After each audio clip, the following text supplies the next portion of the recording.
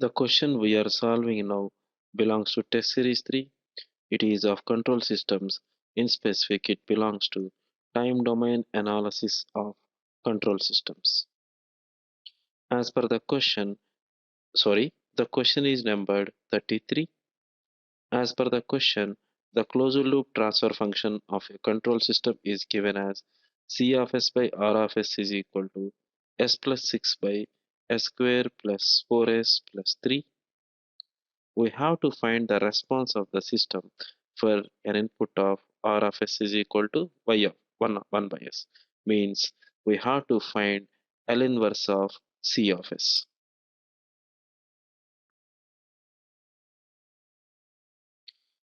So we know that for R of s is equal to 1 by s, the C of s can be written as C of s is equal to s plus 6 by s into s square plus 4s plus 3.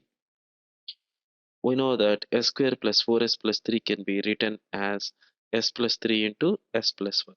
So C of s can be further written as s plus 6 by s into s plus 1 into s plus 3.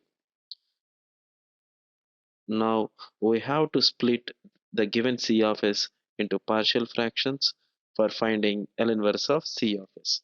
We know that for the partial fractions of the given C of s can be written as C of s is equal to 2 by s plus minus 5 by 2 s plus 1 plus 1 by 2 s plus 3. Now, on taking the inverse Laplace transform on both sides, C of t is equal to L inverse of C of s is equal to 2 u of t minus 5 by 2 e power minus t u of t plus 1 by 2 e power minus 3t u of t.